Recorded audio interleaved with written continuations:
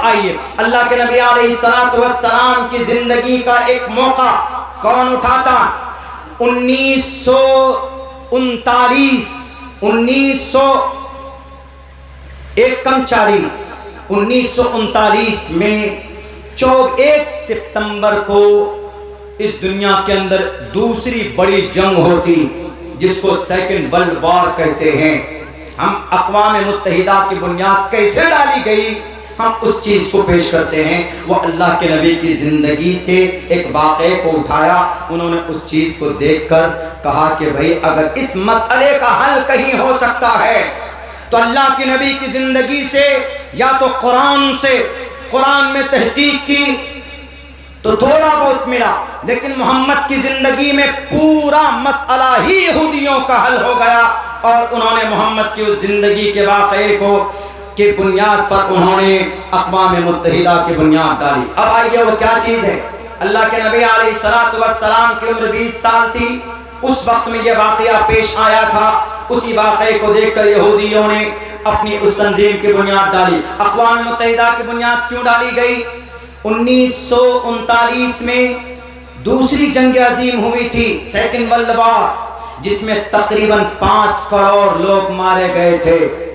एक तरफ बरतानिया, अमेरिका, सोवियत यूनियन, ये 3 बड़ी ताकत एक तरफ, और 3 बड़ी ताकत जापान, इटली और जर्मनी एक तरफ। ज्यादा लोग इधर के मरे थे, बरतानिया और अमेरिका। उस वक्त अमेरिका सुपर पावर नहीं, सोवियत यूनियन जिसके अंदर रशिया, रूस उसके साथ था, ये ताकत थी। और लड़ाई किस वजह से हुई थी? हिटलर की वजह से। एक तरफ यहूदी थे ज्यादा तादाद में, और दूसरी तरफ ज्यूज थे। इन दोनों के बीच में लड़ाई हुई। लड़ाई का मास्टरमाइंड कौन? जर्मनी का हिटलर था। लड़ाई शुरू होती 1939 से लेकर 1945 तक लड़ाई होती।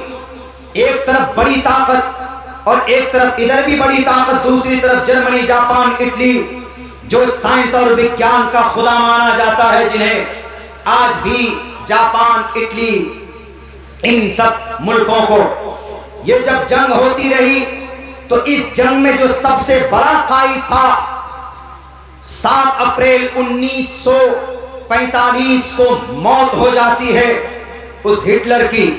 लेकिन 67 लाख यहूदी को गैस के चैम्बर में इन ब्रिटानिया और अमेरिका और सोवियत यूनियन वालों ने गैस के चैम्बर में डालकर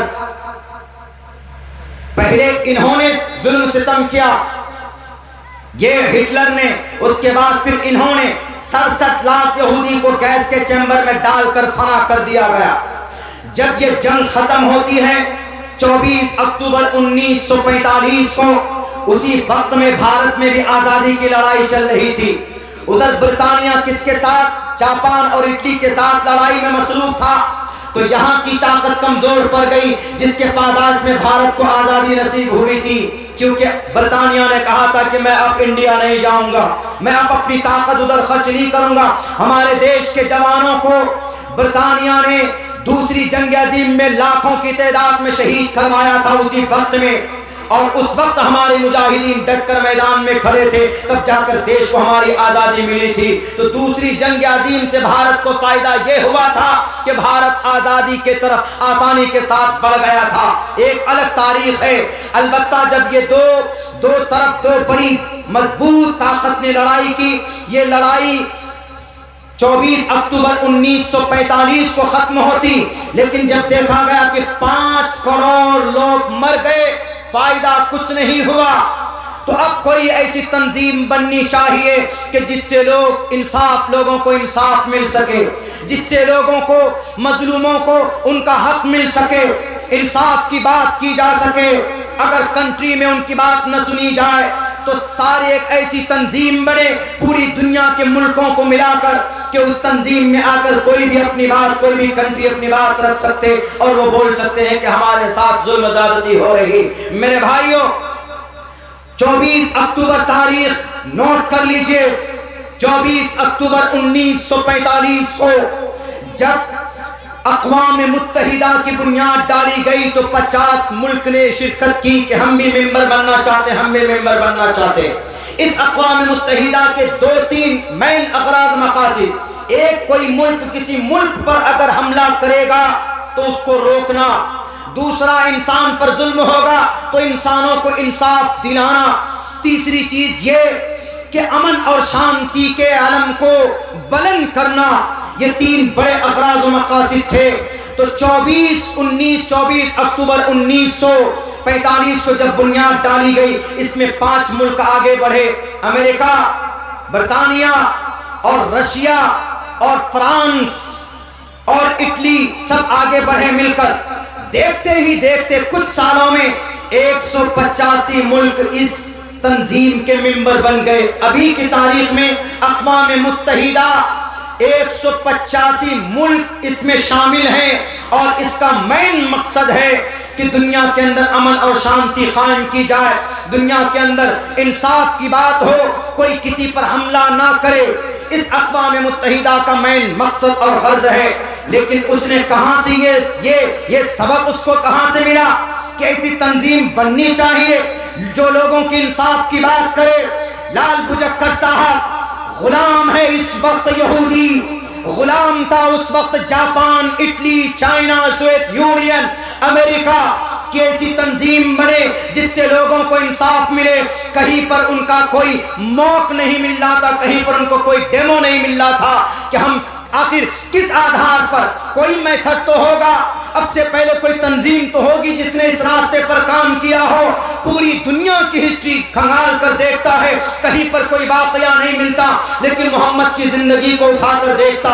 उनको जो तंजीम चाहिए वो तंजीम नबी की जिंदगी में 20 साल की उम्र में आप अलैहिस्सलाम ने उस तंजीम को संगठित किया था, आपने उस तंजीम की बुनियाद डाली थी। मेरे उलमाए किराम जानते हैं, आप भी जान लीजिए, उस तंजीम का नाम हिल्फुल फुजूल था। उस तंजीम को वजूद में लाने का मकसद और पसे पुष्ट ये है, एक ज़बीद नाम का एक मजलूम शख्स था, एक ताजिर था जो बाहर से आकर मक्कतुल मुकर्रमा में आस बिन वाइल के साथ मुआदा किया कि हम दोनों मिलकर तिजारत करेंगे।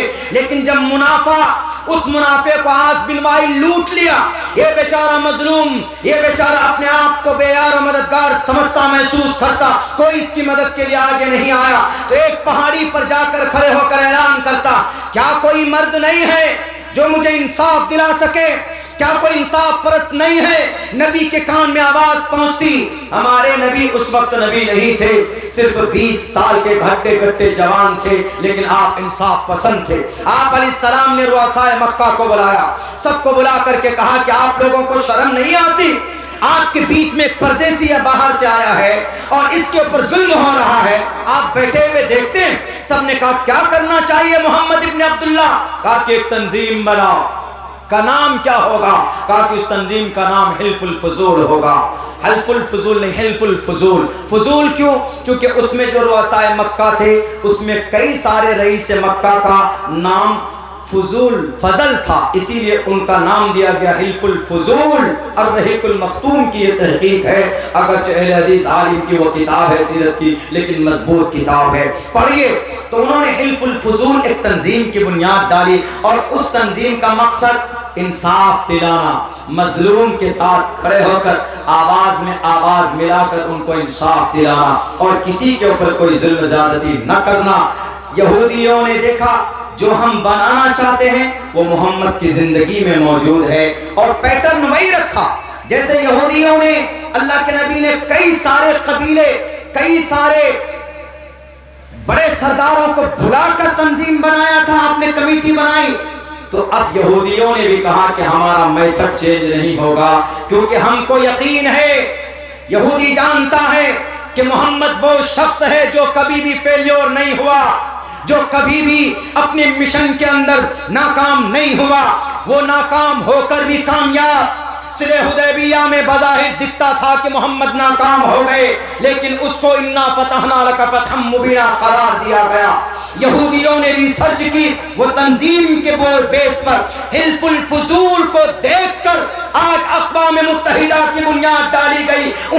24 अक्टूबर 1945 को दुनिया दुनिया कॉपी करती है मोहम्मद के तरीके को, दुनिया मानती है मोहम्मद के तरीके को, क्योंकि अल्लाह के नबी फरमाते हैं, अल्लाह खुद कुरान में कहता है, मन अता अल्लाह व रसूल, जो अल्लाह और उसके रसूल की इत्तिबा करेगा, रसूल के मेथड को अपनाएगा, फकद फाज, यकीनन वो कामयाब होगा। और अक़वाम मुत्तहिदा आज दुनिया में मजबूत कामयाब तंजीम है। लेकिन तरीका किनका अपनाया? अल्लाह के नबी का। हिल्फुल फुजूल के पैटर्न पर अक़वाम मुत्तहिदा की बुनियाद डाली गई। देख लीजिएगा, इंसाइक्लोपीडिया ऑफ ब्रिटिश उठाकर देख लीजिए, ये तहकीक वहां पर मौजूद। लोग खामखा इस्लाम को बदनाम करते हैं। जवाब दीजिए दो टोक लफ्जों में।